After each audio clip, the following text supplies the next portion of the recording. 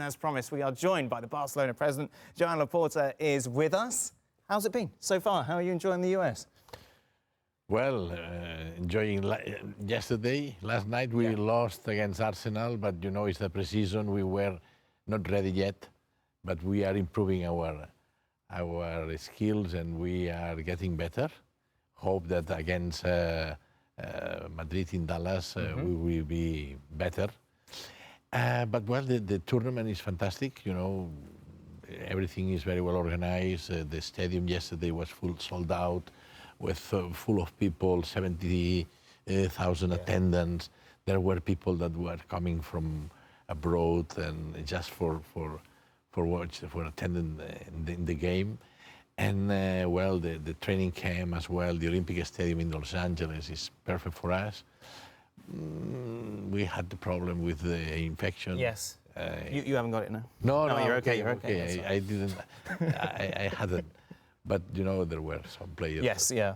But anyway, it's very well organized, and we are really grateful to the organizers because it's a great tournament, a summer tournament. As you say, you've got Real Madrid and Texas next. It'll be a big sellout, of course. It's another Clásico. When you look at it, though, you've got pre-season, Spanish Supercopa as well, plus La Liga, possibly Champions League. Is there any sort of concern that there are too many games against Real Madrid, which takes kind of that special element away? Well, I think that are enough. You know, we play in summer tournament, great game that always Barcelona and Real Madrid never is friendly. You know. Yes, of course. We compete each other, and it's the best. To me, it's the best game in the world, the Clásico. Then in Super Cup of Spain, as well.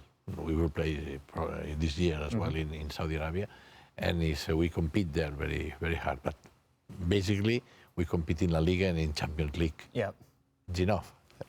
Looking at it, it's interesting because I always think when you and whoever the president may be at Real Madrid, when you've got the Clásico, as you say, the biggest game, but you two are sat next to each other and you have to be nice to each other throughout the 90 minutes. Like when you score, you want to go, take that, or the other way around. How do you maintain the professional element to it all? It's a matter of respect for the opponent. Yeah, but you say that, but inside you must be thinking. The president is correct and polite and never happened this that we quarrel, no? Yeah. But sometimes we need like this. Ah, yes. Yeah, I bet. Sorry. Sorry. It's been quite the roller coaster for you coming back as president with everything that's been going on off the field with the finances and everything. How much did it mean to you to see Barcelona win La Liga last season, given everything that had happened? In terms of financials? In terms of just the emotions that you go through, as someone who lives and breathes this club, to finally see the talk of Messi end for a bit, that Xavi's now taken the club in the direction that you want to. It must have been a special feeling. Of course. It's a special feeling to have our coach that comes from our youth structure. He arrived to the first squad. He was a champion and the best player in his position. And now he's our coach. This is a nice history a nice history of Barca, like was Pep Guardiola, like was Leo Messi, and we are very proud. And our fans, basically, because we are working, and we are working well for the fans. We want the happiness of the fans. We are returning the happiness to our fans. And things like this, that for instance, yesterday play Lamine Yamal, that comes from our youth structure, 15 years old, 16 now. And I don't know, Gavi, Pedri, Araujo, all these, Ansu Fati, all these players that are coming from the youth structure, our fans are really, really proud, because that means that we work in the correct way. You know that we have a house of dreams, that is La Masia, where a kid dreamed to be a player of Football Club, professional player of Football Club Barcelona. And one of these histories, when it happens, that means that we make the dreams through. The dreams come through. Of course, a player that came through there was a certain Lionel Messi, Busquets as well, part of the Barcelona history. Busquets, Piqué, Puyol, we had a lot of. But now they're playing for Inter Miami. Now they're scoring goals for Inter Miami. What's that like? What's that experience watching them play for another team like? For us, is strange to see Messi with another shirt.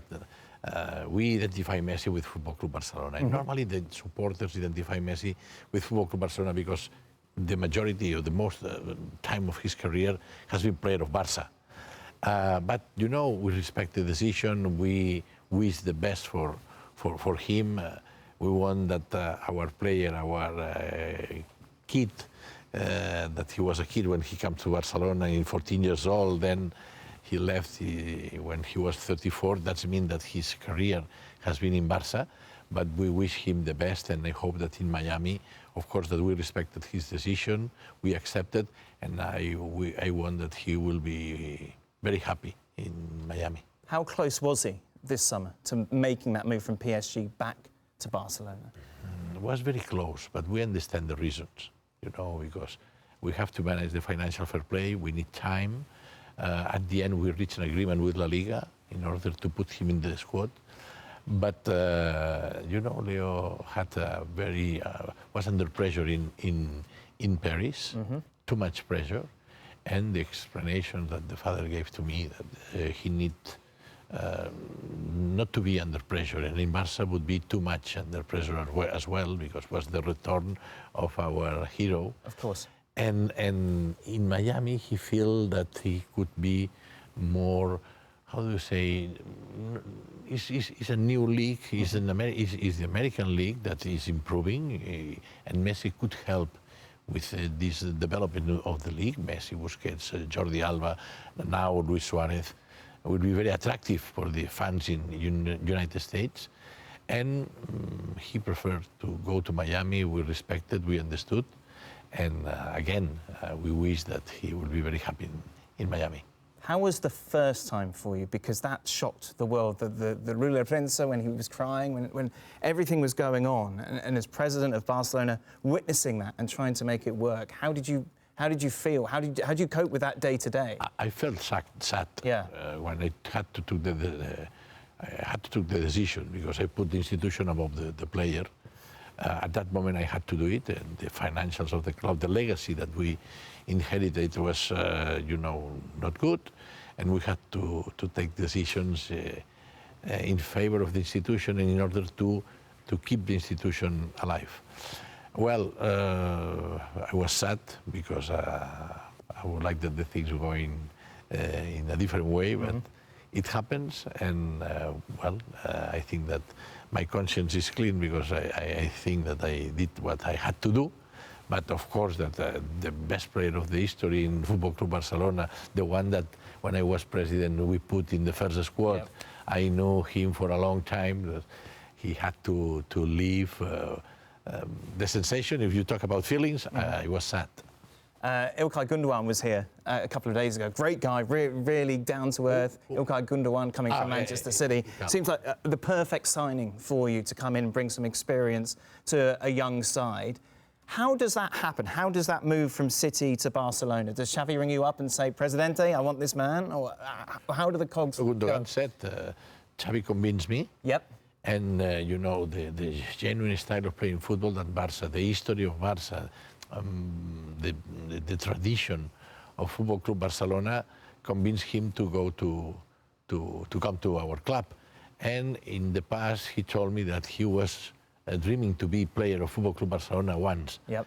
And I'm very proud because that means a lot. City did powerful economical offers to him in order to keep him in Man City, and he preferred our proposal. It's a sporting proposal, good economically, but was not enough. But was not as good like the economic, the proposal of City. And this is Barça, that we are very attractive for the players, yes. And they prefer to play in Barça than in other club for more money. Speaking of money, Kylian Mbappe, is he coming to Barcelona? I read something, but in this moment, you know, we cannot afford a deal like this. He's a great player. Of course, but you know, Now we are improving our team, but we cannot afford in this moment this. When you see teams from Saudi Arabia bidding $350 million for a player, what do you think? Well, that are crazy deals. For me, I understand that Saudi Arabia want to promote the Pro League, the Saudi, but with all respect, I respect their decisions, but I think that there is another ways to improve the football in Saudi, because they did very well in the World Cup. They are passionate football fans, and at the same time they have the power to develop the football in Saudi. To me, it's better to profit the experience of the traditional clubs in order to reach associations or agreements of cooperation with Saudi clubs and transfer our know-how, our technology, our methods, in order to improve football there.